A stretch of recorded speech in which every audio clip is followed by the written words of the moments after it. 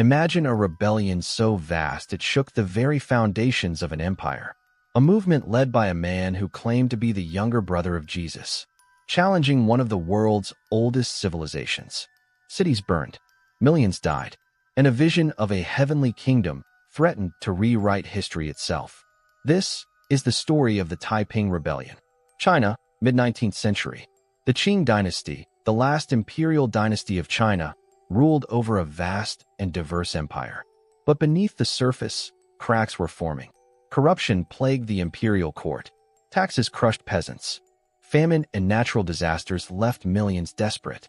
Foreign powers had begun to intrude, most notably after the humiliating Opium Wars, exposing the dynasty's weaknesses. In these turbulent times, people were searching for hope, and a man named Hong Xiuquan would offer a vision unlike anything China had ever seen. Hong Xiuquan was a failed civil service candidate, repeatedly rejected by the imperial examinations that determined the fate of China's bureaucrats. But Hong's failures led him down a path of visions and religious fervor. He believed God had chosen him to build a heavenly kingdom on earth, a just and holy society that would overthrow corruption and evil, including the ruling Qing dynasty, and bring a new order to China. Blending Christian ideas with his own radical interpretations, Hong attracted followers among the desperate and oppressed. He promised equality, land reform, divine justice.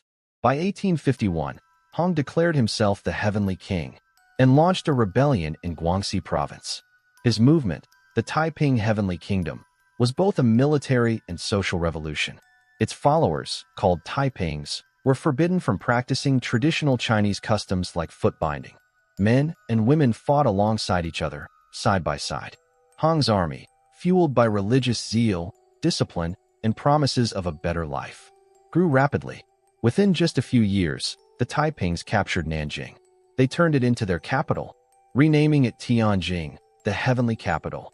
The conflict escalated into one of the deadliest wars in human history. Estimates suggest that between 20 and 30 million people perished, more than in the American Civil War, more than in World War I, even more than in the Mongol conquests. Taiping armies, numbering in the hundreds of thousands, clashed with Qing forces and regional militias. Cities were sieged, villages destroyed. Famine swept through war-torn provinces. The Taiping's revolutionary ideology challenged not just the Qing rulers, but the very social and cultural norms of China. Despite their fervor, the Taipings faced internal struggles, leadership disputes, Hong's increasingly erratic behavior, rigid religious rules, weakening the movement. Meanwhile, the Qing, desperate to survive, began to modernize their military, enlisting foreign advisors and weapons, turning the tide against the rebels. By the early 1860s, the rebellion was in retreat. Nanjing, once the gleaming heart of the Taiping kingdom, was besieged by Qing forces. In 1864, after a brutal assault, the city fell. Hong Xiuquan had died of illness years earlier, leaving his movement fractured and leaderless. Survivors were hunted down, executed, or absorbed into the Qing military. The heavenly kingdom that had promised paradise became a grim memory of war, destruction, and lost lives. The Taiping Rebellion left China scarred. Millions were dead, farmland destroyed. The Qing dynasty weakened, but still clinging to power. Historians see the rebellion as a precursor to modern revolutionary movements in China, influencing later uprisings, shaping debates over social reform, equality, and governance.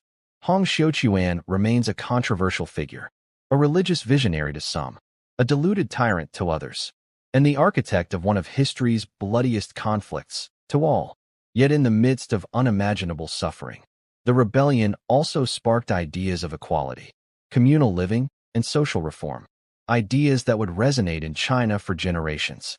It was a warning of what can happen when desperation meets ideology, when hope turns into fanaticism, when one man's vision captures the hearts of millions. The Taiping Rebellion reminds us that history is shaped not just by kings and emperors, but by ordinary people driven to extraordinary action, and that the cost of challenging the world can be measured in millions of lives. In the end, the heavenly kingdom fell, but its story echoes through time, a testament to ambition, faith, and the human thirst for a better world.